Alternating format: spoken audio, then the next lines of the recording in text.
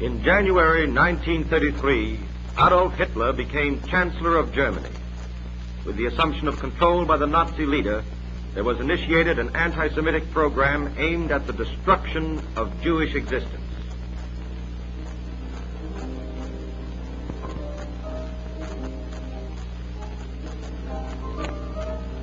Blacklists, boycotts, pogroms, every weapon was utilized to rid Germany of its Jews. Jewish storekeepers were liquidated. Intellectuals were banished, their works destroyed.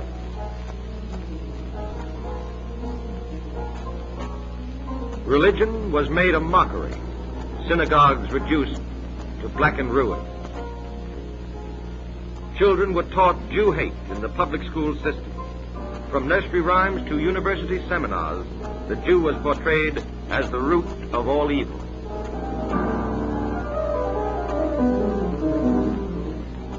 In concentration camps, surrounded by electrically charged barbed wire, dreaded stormtroopers practiced cruelties upon their hapless Jewish prisoners. With chaos their only outlook, the Jews had no recourse but flight from Europe.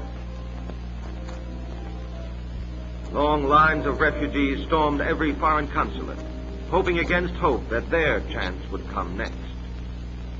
Barriers rose up between nations. Visas were difficult to obtain.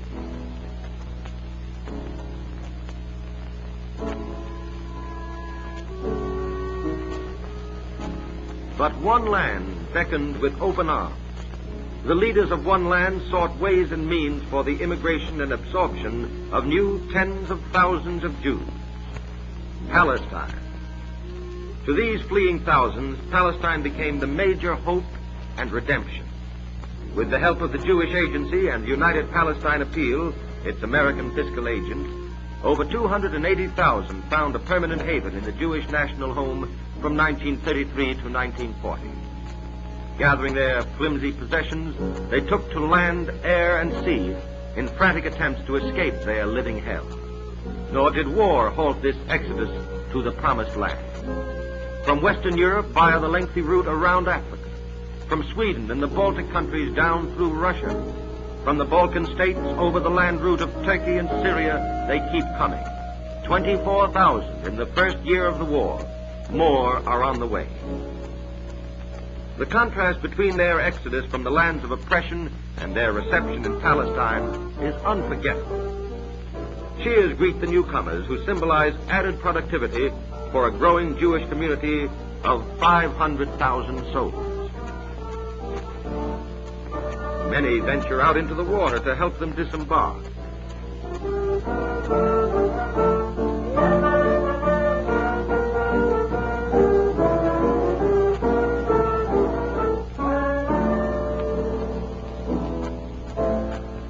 As each succeeding boatload empties its human cargo at Haifa, chief port of entry, the newcomers are transported to the immigration office of the Jewish Agency, there to be registered and given adequate food, shelter, and clothing.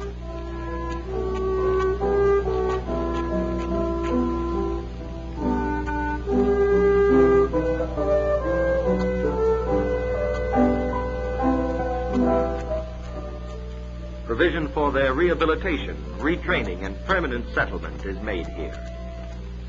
A high degree of organization has been reached. Employing a national system of training these refugee immigrants, the Jewish Agency is, despite the war, founding new colonies and extending the established settlements to absorb the newcomers. Buses wait to transport them to various sections of the homeland, ready to take up their existence on the soil.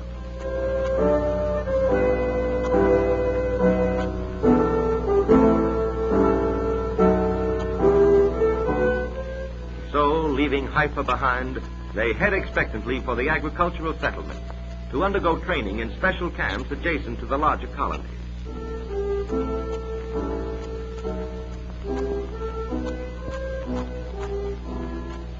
Palestine's immigrants create while they learn. With their own hands, they clear the brush and pitch tents. Under the guidance of experienced teachers, they prepare their shelters.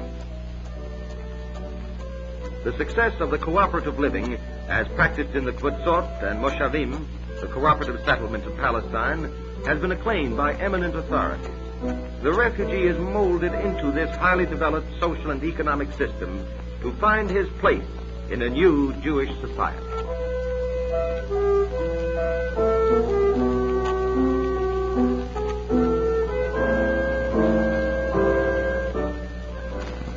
Previous occupation does not matter in Palestine. This man used to be a storekeeper.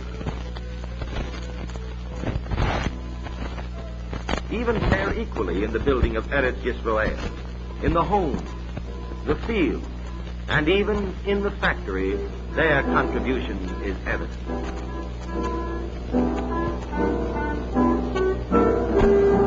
Special training schools for girls have been established. Refugee girls have now become happy farmerettes. Hebrew is a living language spoken by the majority of Palestinian Jews. Even the children in the streets prattle in Hebrew. It does not take long before the new immigrants are equipped to speak the language of their country.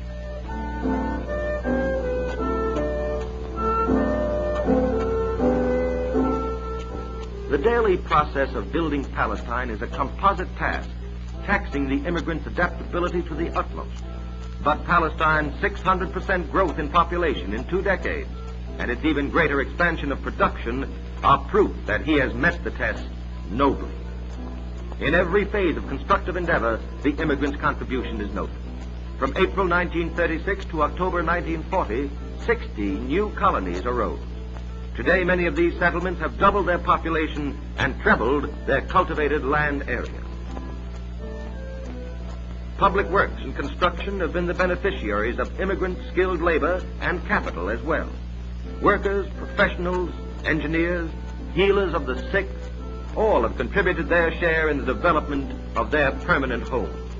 Jewish labor has been clothed with a new dignity.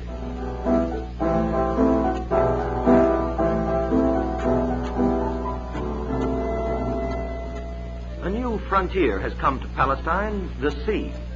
Fishing, a lost art in Jewish life, has become an important refugee occupation. Lake Kinneret, Galilee, the Mediterranean are giving of their teeming life to provide food for the settlers of Palestine. The waters of Lake Kinneret are the bluest in the world.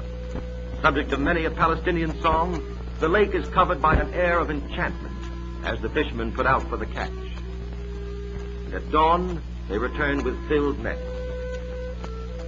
The women and children take care of the repair work.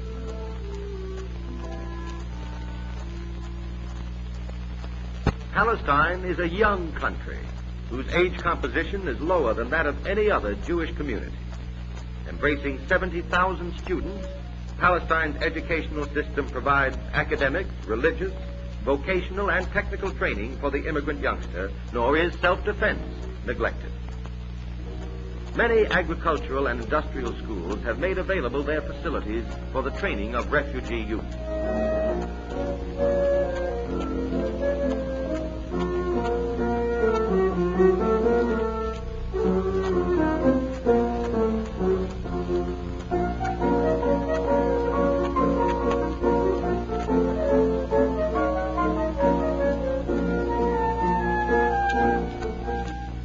Invested in Palestine's Jewish industries, is some $500 million in private and public funds, stimulated by the United Palestine Appeal. Although the resources of the newcomers have visibly decreased, their special capacities still remain untapped. Primarily with the help of the Jewish Agency, Palestine is extending its markets in the Near East, and its industrial development, spurred by the building of scores of new enterprises since the outbreak of war, is promising indeed. Blacksmithing, brickmaking, wood peeling, toy making, textile, every part of industrial life has been favorably influenced by the refugee immigrant. The Jew in Palestine has become a productive citizen.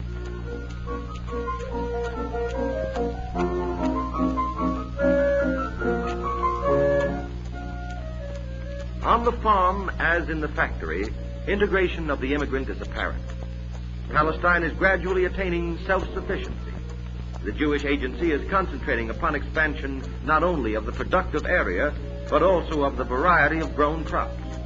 Increasingly, Jewish Palestine is looking to its own farms for wheat, barley, dairy products, cattle fodder, and vegetables, first fruits of the thorough retraining program available for the refugee immigrant. The trend has been toward a lesser dependence upon imported goods and an increase in domestic production, a tribute to the ingenuity of the pioneers. Modern machinery, too, has its place. As rapidly as possible, the Jewish Agency has supported the introduction of mass production methods, speeding output. Agricultural experimentation has been undertaken with success. Byproduct and crop rotation development have been heightened considerably. In all this work, the influence of the immigrant has been notable.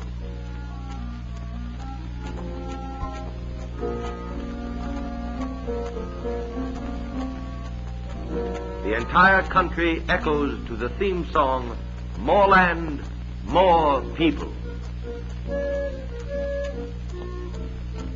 Most important crop of Jewish Palestine is the citrus fruit, uniquely suited to the Mediterranean climate. In 1938 and 39, citrus exports totaled over 15 million cases, against only 908,000 cases in 1913 and 14. Great numbers of refugee immigrants find employment in this industry. With them, they have brought desirable business methods, marketing innovations, and industrial coordination.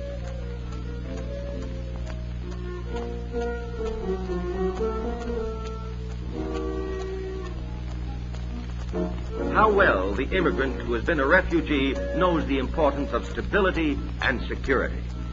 Through the United Palestine Appeal, he can establish himself on a permanent basis, produce with his own hands his basic necessities, take pride in raising a family.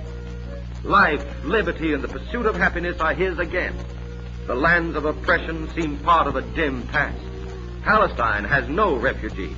The wanderers have found a home.